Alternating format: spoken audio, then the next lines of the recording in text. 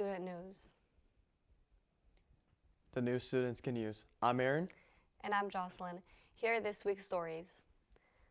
32-year-old Purdue Northwest Indiana officer Colin Dwyer Keon faces felony charges for possession of child pornography. Officials said he had explicit photos of children younger than 18 years old during phone search and performed explicit acts with a teenager between June and July of 2024.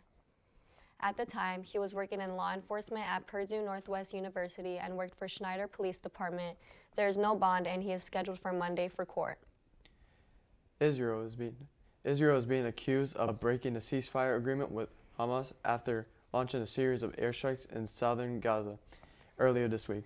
Officials say the strikes hit residential areas and left dozens of civilians dead, including women and children. The attacks come just days after both sides agreed to a humanitarian truce and allowed aid into the region. Hamas leaders have called the strikes a direct violation of the deal.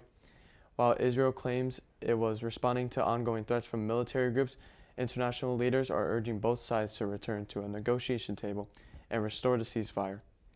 The Portland Trail Blazers head coach Chauncey Billups and Miami Heat guard Terry Rozier were arrested in a sweeping federal probe into illegal sports betting and mafia-backed poker games. Investigators says Billups participated in a fixed poker ring tied to organized crime and Rozier leaked insider NBA information to influence betting.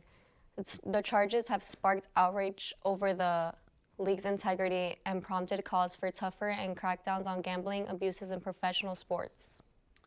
Two Hoosier chefs won world titles at the 2025 World Food Championship. Sydney Hawkins from Indianapolis won the World Dessert Championship against over 140 other continents.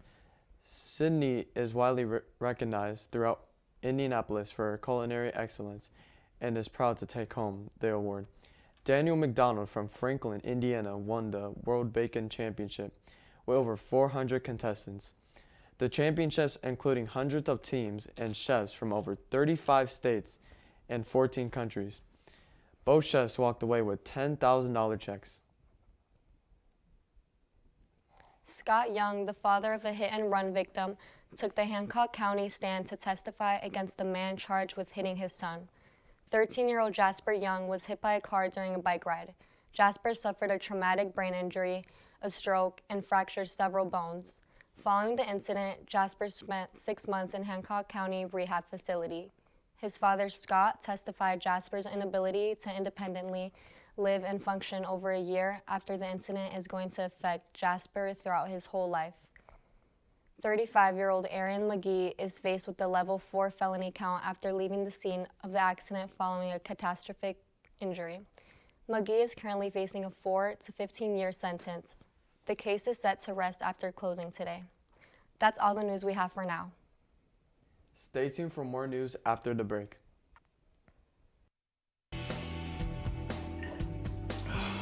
Wow.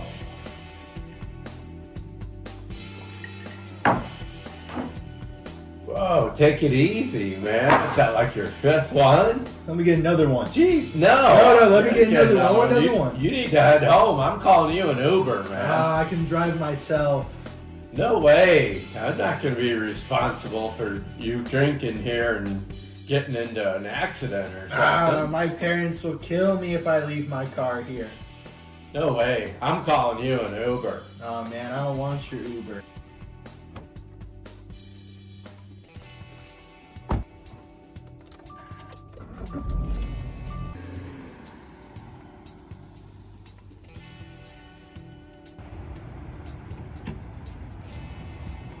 Oh no, I just hit a guy.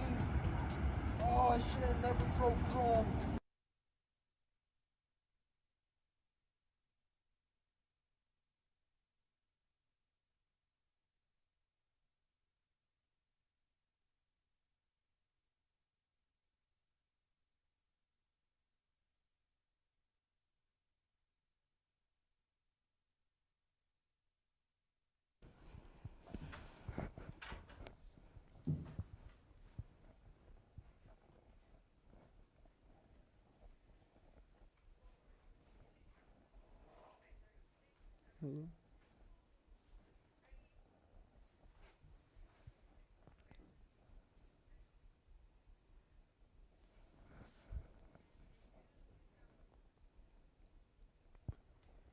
Welcome back to ACC Student News. Here are the rest of the stories.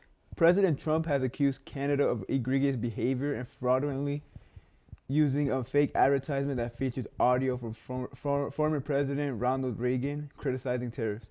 The move escalates already high tensions between the two longtime allies over U.S. duties on Canadian goods. The minute-long ad, funded by Ontario's government and airlines on U.S. networks, uses excerpts from a 1987 radio addresses by President Reagan where he warns that trade barriers like high tariffs ultimately hurt every American worker and consumer and lead to fierce trade wars. U.S. Coast Guard personnel opened fire on a U-Haul truck after its driver ignored commands to stop at the entrance of a California base. The box truck had its headlights on, reversing towards security personnel stationed around the vehicle outside Coast Guard Base Alameda. Moments later, flashes of gunfire erupted as officers shouted orders from a barricade. The U-Haul driver then hit the gas and accelerated forward. After the driver of the U-Haul ignored multiple verbal commands to stop and then proceeded back toward the base's entrance. Officers at the entrance then discharged several rounds of live fire, and U-Haul had been parked outside for the better part of the day. The driver then fled after the shooting. There was no one hurt after the incident. An unidentified woman trying to kill a cockroach ended up starting a fatal fire. A 20-year-old woman used a lighter and spray paint relief to try to kill the cockroach, resulting in a fire breaking out the second story of a 5-story complex in Osanisea, South Korea. A 30-year-old resident died while trying to flee the 5th floor of the apartment with her husband and their 2-month-old baby. The family climbed out of their window to escape the smoke, but the woman fell and was taken to the hospital where she later died. 8 other residents were injured from the smoke inhalation. The 20-year-old unidentified woman who caused the fire is being charged of fire caused by gross negligence and death by negligence. A miniature pig named Norbert from Buffalo Grove, Illinois, just broke a Guinness World Record for the fastest 10 meters pushing a skateboard.